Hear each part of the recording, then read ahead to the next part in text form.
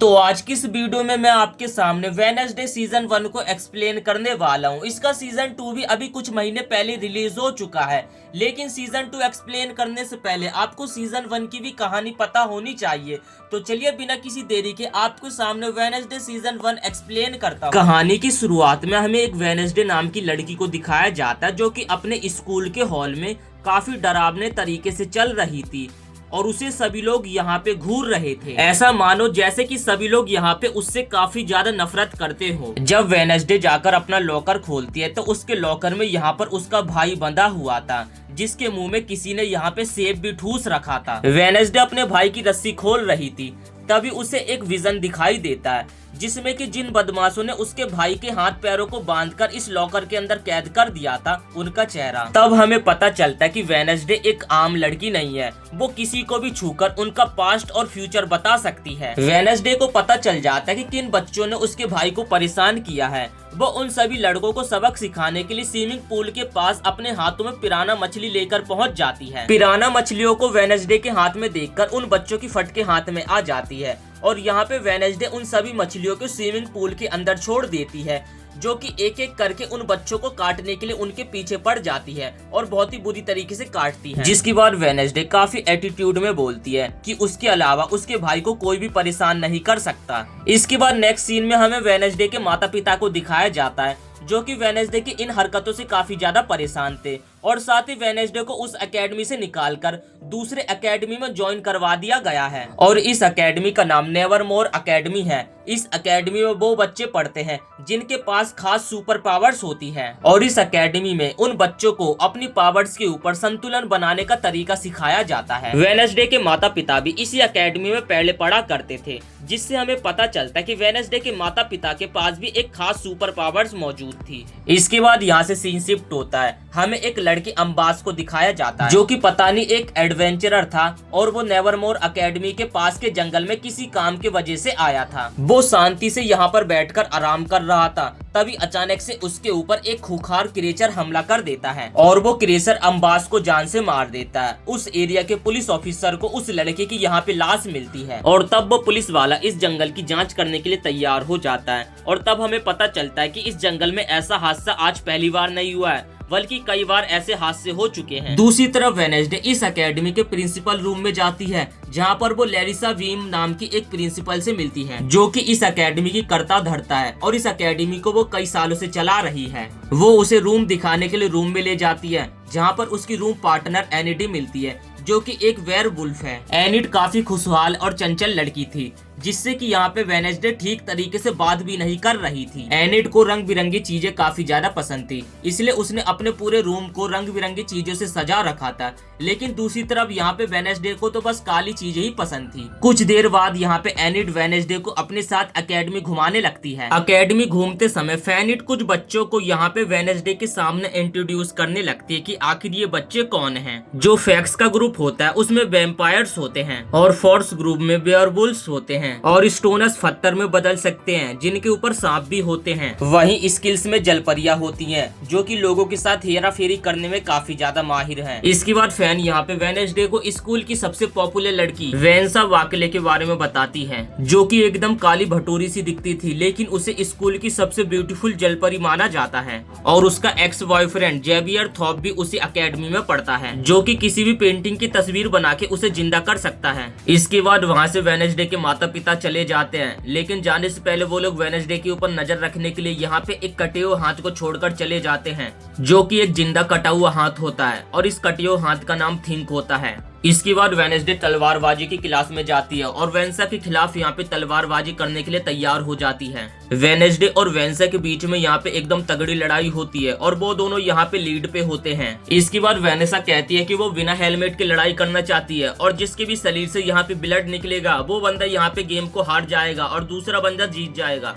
इसके बाद दोबारा से यहाँ पे वेडनेसडे और वेंसा एक दूसरे से तगड़ी लड़ाई कर रहे थे, तभी यहाँ पे जो वेंसा होती है वेडनेसडे के ऊपर हमला करने में यहाँ पे कामयाब हो जाती है, जिसे देखकर यहाँ पे वेडनेसडे भी काफी ज्यादा हैरान हो जाती है। उसे कुछ भी समझ नहीं आता कि आखिर वो कैसे हार गई। तब तब वेंसा ये मैच यहाँ पे जीत जाती है। इसके बाद जो वेडनेसडे होती है मेडिकल रूम में अपनी चोट पे पट्टी लगाने के लिए जाती है और जैसी वो बाहर वहां से निकलती है तभी छत से एक बड़ा पत्थर सीधा वेडनेसडे के ऊपर गिरने वाला होता है। वेडनेसडे को लगता है कि यहाँ पे उसका खेल खत्म, लेकिन यहाँ पे एक बंदा आ जाता है जो कि वेडनेसडे की जान बचा लेता है। वेडनेसडे जब अपने रूम में टाइपिंग कर रही होती है तभी उसे एहसास होता है कि जैसे कि उसके रूम में यहाँ पर कोई है।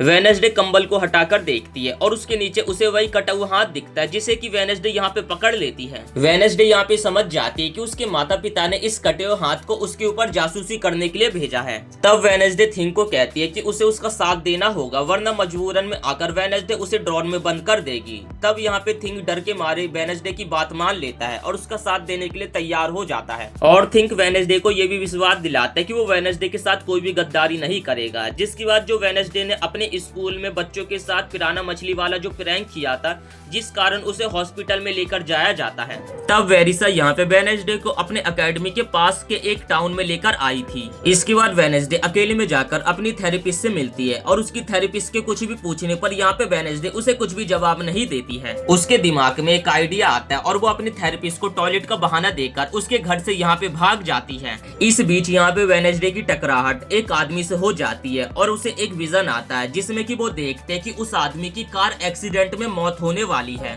वेडनेसडे ये देखकर डर जाती है और रिलैक्स होने के लिए एक कॉफी शॉप में पहुंच जाती है। तभी वेडनेसडे की यहाँ पे मुलाकात एक टॉयलर नाम के लड़के से होती है जो कि इस कॉफी शॉप में कॉफी बेचने का काम करता है। यहाँ पे उसकी कॉफी वाली मशीन खराब हो गई होती है जिस कारण वो अपनी मशीन को ठीक कर रहा था, लेकिन यहाँ पे टॉयलर को कुछ भी समझ नहीं आ रहा होता है। जिस किताब के माध्यम से वो यहाँ पे मशीन को ठीक करने की कोशिश कर रहा था वो भाषा इटालियन भाषा में लिखी हुई थी और इटालियन भाषा टॉयलर को नहीं समझ आ रही थी। वेडनेसडे को इटालियन भाषा समझ आती थी जिस कारण वो कुछ ही देर में यहाँ पे मशीन को एकदम ठीक कर देती है। इसके बाद वेडनेसडे उसे बस स्टॉप छोड़ने के लिए कहती है, बदले में उसे यहाँ पे रिश्वत भी मिलती है। टॉयलर यहाँ पे कुछ कह पाता उससे पहले यहाँ पे 3-4 बदमाश लड़के आ जाते हैं जो कि वेडनेसडे को चारों तरफ से घेर लेते हैं और ये लड़के यहाँ पे वेडनेसडे को परेशान करने के लिए आए थे, लेकिन वो लोग वेडनेसडे के कहने पर भी मानते नहीं है जिस कारण मजबूरन में आकर यहाँ पे वेडनेसडे को एक एक करके उन सभी को सबक सिखाना पड़ता है। तभी वहाँ पे लैरिसा भी पहुंच जाती है और ये सारी चीजें देखकर वो समझ जाती है कि यहाँ पे चल क्या रहा है।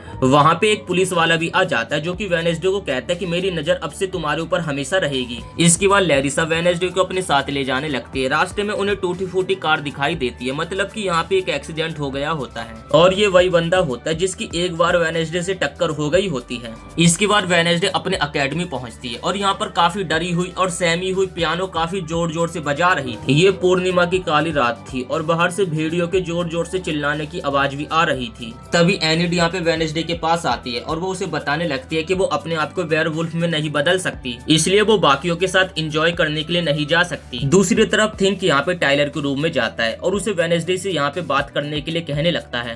टाइलर यहाँ पे काफी ज्यादा डर जाता है और उसे मजबूरन में आके यहाँ पे वेडनेसडे से वीडियो कॉल पे बात करनी पड़ती है।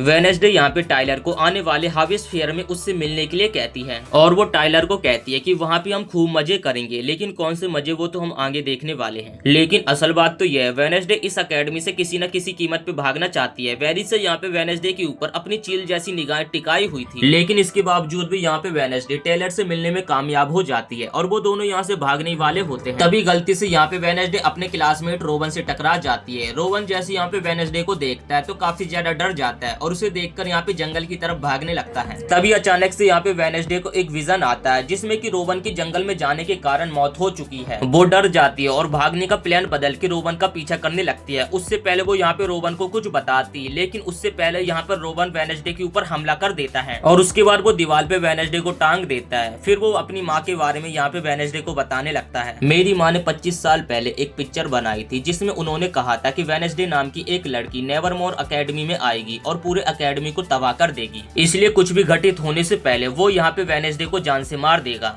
इसके बाद वो यहाँ पे अपनी जादुई ताकतें इस्तेमाल करके वेडनेसडे का गला घोटने लगता है और कुछ ही सेकंड में यहाँ पे वेडनेसडे की मौत होने वाली होती है। तभी एक खतरनाक मॉन्स्टर यहाँ पे आ जाता है जो कि बहुत ही बेरहमी से यहाँ पे रोवन को जान से मार देता है, जो देखकर यहाँ पे वेडनेसडे भी काफी ज्यादा हैरान हो जाती है। उसे कुछ भी समझ नहीं आता कि आखिर यहाँ पे चल क्या रहा है। रोवन की हत्या के बारे में जैसे पुलिस वालों को पता चलता है वो जंगल में जाँच करने के लिए जाते हैं, लेकिन जंगल में काफी बार जाँच करने के बावजूद भी उन्हें कुछ भी क्लू नहीं मिलता है। इसके बाद हमें वेडनेसडे और उस पुलिस वाले को दिखाया दिखाया जाता है। जंगल में घटित घटनाओं के बारे में यहाँ पे वेडनेसडे उस पुलिस वाले को बता रही थी, लेकिन उस पुलिस वाले को उस मॉन्स्टर के बारे में बताई गई सारी घटनाएं एकदम झूठी लगती है और उस पुलिस वाले को लगता है कि ये काम नेवरमोर एकेडमी के किसी स्टूडेंट का ही हो सकता है। तभी वहाँ पे एक पुलिस वाला रोवन को अपने साथ लेकर आता है और रोवन को यहाँ पे जिंदा देखकर वेडनेसडे काफी ज्यादा हैरान हो जाती है। इसके बाद जैसी वेडनेसडे वहाँ से बाहर निकलती है तभी यहाँ पे उसे पता चलता है कि एनिड एक राफ्ट कंपटीशन की तैयारी कर रही है। एनिड यहाँ पे वेडनेसडे को इस कंपटीशन के बारे में सारी चीजें बता देती है कि ये कंपटीशन एकेडमी में हर साल होता है। सो इसी के साथ हम इस वीडियो को यहीं पे समाप्त करते हैं। अगर इस वीडियो पे 1000 भी व्यूज आते हैं तो हम इस सीजन का फुल एक्सप्लेनेशन लेकर आएंगे और साथ ही इस वीडियो को एक लाइक करके आप लोग चैनल को भी सब्सक्राइब जरूर से कर देना।